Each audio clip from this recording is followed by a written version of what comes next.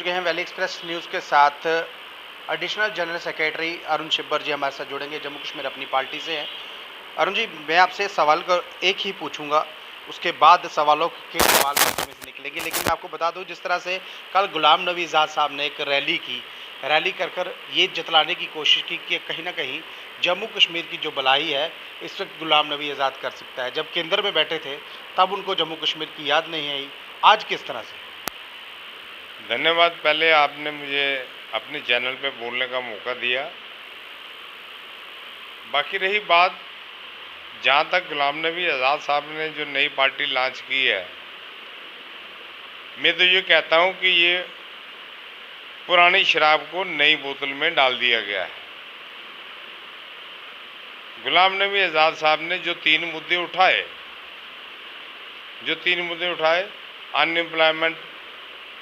Unemployment का मुद्दा, तो गुलाम नबी आज़ाद साहब 1990 से जम्मू कश्मीर झेल रहा है।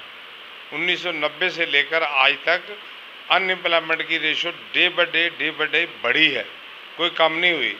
और इसके बीच में जब आप चीफ मिनिस्टर थे तो आपने इसकी सुध-बुध, अनएम्प्लॉयमेंट की सुध-बुध उस समय क्यों नहीं ली?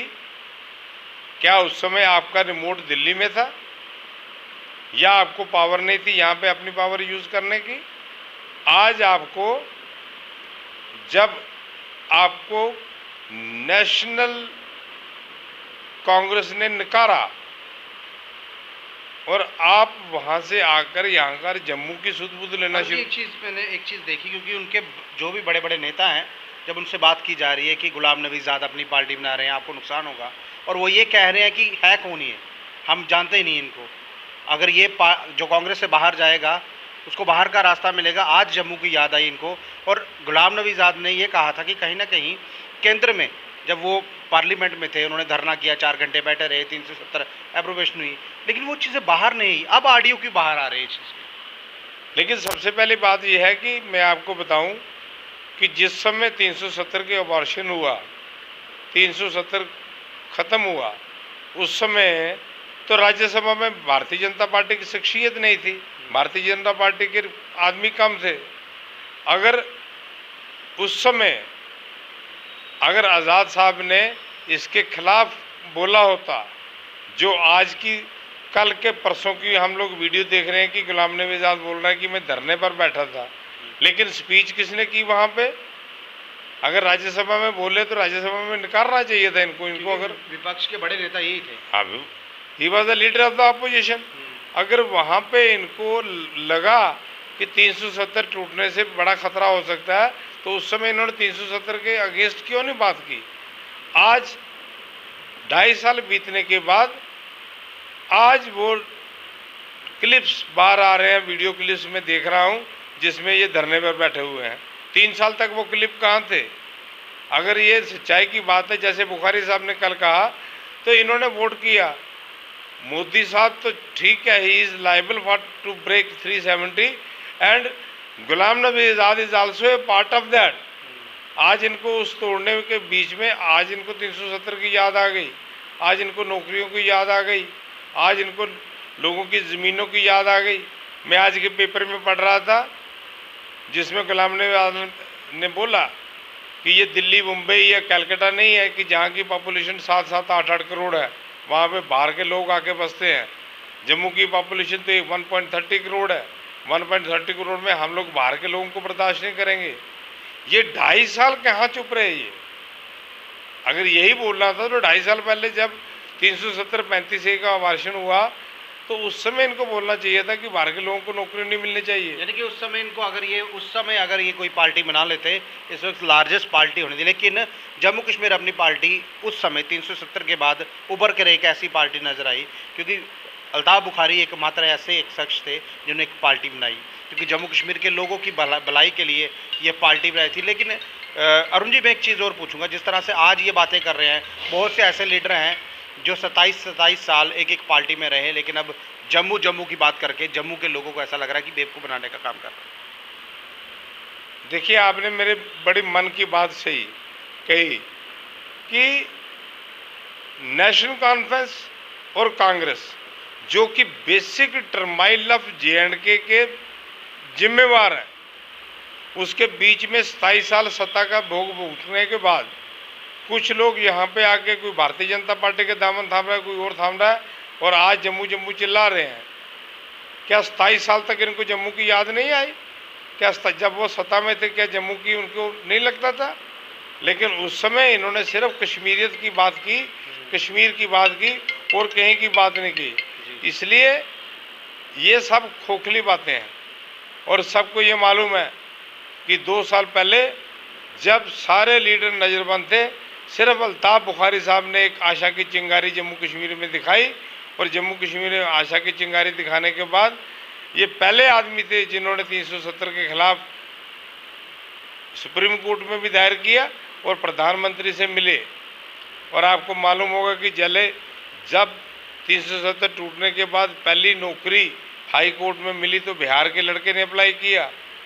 तो पहला शख्स जम्मू कश्मीर से अल्ताफ़ बुखारी साहब थे जिन्होंने जाकर प्राइम मिनिस्टर ऑफ इंडिया और गृह मंत्री से बात की और उनसे कहा कि भाई ये जो नौकरियां हैं हमारे जम्मू के लोगों को मिलनी चाहिए, और उनकी बात सच हुई।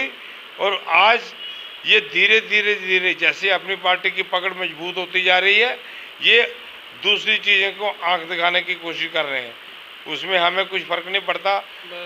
अरुण जी, ऐसा नहीं लग रहा कि जम्मू कश्मीर अपनी पार्टी को कहीं ना कहीं थोड़ा बहुत टॉर्चर करने के लिए ये जो इस वक्त कहीं ना कहीं गुलाम नबी आज़ाद साहब जो पार्टी बना रहे हैं? देखिए, जो भी हुआ, जिस तरह भी हुआ, इस वक्त अल्ताफ़ बुखारी साहब ने जो पार्टी बनाई, जब ये पार्टी बनी थी, लोगों को ऐसा लगा कि एकमात्र विकल्प है जो जम्मू कश्मीर की बात सुनेगा, क्योंकि जब भी वो बोलते हैं बुखारी साहब तो ये कहते हैं जम्मू कश्मीर का चीफ मिनिस्टर आएगा, ना कि कश्मीर का, ना जम्मू का। जम्मू कश्मीर की बात करते हैं वो, लेकिन यहाँ पर तो जम्मू की बात हो रही है ना सर।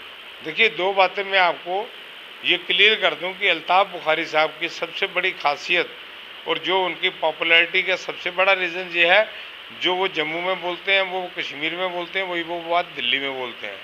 उन्होंने कभी ये नहीं कहा कि कश्मीर का चीफ मिनिस्टर होगा, उन्होंने कभी ये नहीं कहा कि जम्मू का चीफ मिनिस्टर होगा। चीफ मिनिस्टर जो होगा वो जम्मू कश्मीर, क्योंकि जम्मू कश्मीर एक राज्य है, एक राज्य का चीफ मिनिस्टर होगा, और उसके लिए हम मुबारकबाद देते हैं। ये फ्रस्ट्रेशन की बात नहीं है, नई पार्टियां बनती रहती हैं, लेकिन जो अपनी पार्टी ने पिछले 2.5 साल में जो मेहनत करके लोगों के बीच जा के हमने मेहनत करके आज अपनी पार्टी का एक वजूद है, हमें उससे कोई डरने वाली बात नहीं है। कश्मीर में भी कुछ नहीं हो सकता। आज़ाद साहब के पास जितने लोग गए हुए हैं, those all are the neglected people of the Congress. Congress की असली जमात में से कौन आदमी गया है? आप किसी डिस्ट्रिक्ट प्रेसिडेंट का नाम ले लीजिए, कोई भी जिले का प्रेसिडेंट नहीं गया। जितने निगलेक्टेड लोग थे सारे वो कांग्रेस में गए हैं, जिनको कांग्रेस सीटें नहीं देने वाली थी। और उससे मुझे तो ये लगता है कि कांग्रेस में अब नए चेहरे आगे आएंगे, यूथ को मौका मिलेगा, यूथ को मौका मिलेगा। जो पुराने यूज्ड लोग थे वो बिल्कुल नहीं नजर आएंगे। और दूसरी बात, आज़ाद साहब के पास जितने मर्जी लोग चले जाए, लेकिन कांग्रेस का जड़ भी यहाँ पे मजबूत है। अल्टीमेटली ये आपस के वोट खाएंगे, इनमें जीतने वाला कोई नहीं है। इनडायरेक्टली फायदा भारतीय जनता पार्टी को नहीं मिलेगा? डायरेक्टली और इनडायरेक्टली भारतीय जनता पार्टी को फायदा मिले या अपनी पार्टी को फायदा मिले, मैं ये नहीं कह रहा, लेकिन मैं ये आपको ये बोलता हूँ कि कांग्रेस आज़ाद साहब के बनने से कांग्रेस की छवि और ख़राब होगी, और कांग्रेस का जो वजूद, जो पिछली बार इन्होंने 12 सीटें ली थी, इस बार वो 12 सीटें भी नहीं मिलने वाली। लेकिन अरुण जी, एक चीज़ और पूछूंगा, जिस तरह से कल गुलाम नबी आज़ाद के जलसे में लोग आए थे और लोगों को ये तक नहीं पता था कि जलसा कांग्रेस का है कि गुलाम नबी आज़ाद का है। बहुत से ऐसे लोग थे बोल रहे थे हम घूमने आए हैं, और बहुत से ऐसे लोग थे जो कह रहे थे हम कांग्रेस के जलसे में आए हैं। क्या उनको बताया नहीं गया कि फुसला कर लाया गया? देखिए, मैंने भी कुछ क्लिप्स देखे, कुछ मैंने भी वहाँ पे बिहारी लोगों के इंटरव्यू देखे हैं कल के, जहाँ पे हमारे इंटरव्यूअर पूछ रहे थे कि आप किस पार्टी से हैं। तो आधे लोगों को तो मालूम नहीं कि जलसा किसका है, आधे लोग बोल रहे हैं कि कांग्रेस का जलसा है, कुछ लोग बोल रहे हैं हम घूमने आए थे। उससे ये साबित होता है कि ये लोग भीड़ इकट्ठी करके लाए हुए हैं।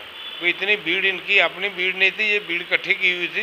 कोई असली कोई बिहार का बोलता है कि मैं बिहार से था, कोई बोलता है मैं वैष्णवी घूमने आया था इसलिए मैं जलसे में आ गया, कोई कैसे कैसे बोल रहे थे।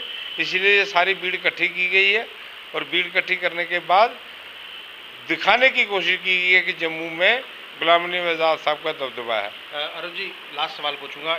इलेक्टोरल अफसर की जो है आज मीटिंग होने वाली है, कहीं ना कहीं ऐसा लग रहा है इलेक्शन के बादल आने वाले हैं, तो क्या लग क्या रहा है कि जम्मू कश्मीर अपनी पार्टी जो है अपना वर्चस्व खोल के बताएगी और लोगों के बीच में जाएगी, कहीं ना कहीं पावर में आने की कोशिश करेगी यहाँ पर? देखिए, जहाँ तक आज 4 बजे इलेक्शन कमीशन ने बुलाया हुआ है, सब पार्टी जा रही हैं, तो उसमें सबसे ज़्यादा तो बात ये होने वाली है कि सबसे पहले पोलिंग बूथ डिस्कस होने वाले हैं। पोलिंग बूथ कई दूर दराज बने हुए हैं, उनको नज़दीक लाने की कोशिश करेंगे। दूसरा, वोटर लिस्टों को रिव्यू करने की कोशिश करेंगे। और तीसरी बात जो आपने कही कि अपनी पार्टी अपने बलबूते के ऊपर चुनाव लड़ने के लिए हर समय तैयार है। हमारे कैडर हर समय अपने बलबूते के ऊपर लड़ने के लिए तैयार है। हमें किसी बात की चिंता की बात नहीं है। पार्टी आती हैं, पार्टी जाती हैं, लेकिन हमने 2.5 साल में जो अपना कैडर बनाया है, हमें अपने कैडर के ऊपर और अपनी पार्टी के ऊपर, अपने लीडरशिप के ऊपर पूरा विश्वास है कि हम लोग इत्मीनान से अच्छी सीटें जीतकर और we will be a part of government, ये मैं आपको आज दावे के साथ कह सकता हूँ। चाहे जितनी मर्जी पार्टियाँ आ जाए, अल्ताफ़ बुखारी साहब will be a part of government. बहुत बहुत धन्यवाद सर हमसे बात करने के लिए। धन्यवाद। ये थे हमारे साथ अरुण शिब्बर जी जुड़े। और मैं आपको बता दूं, कोई भी सरकार आए, सरकार कोई भी आए, जम्मू कश्मीर अपनी पार्टी उसमें भागीदार जरूर होगी।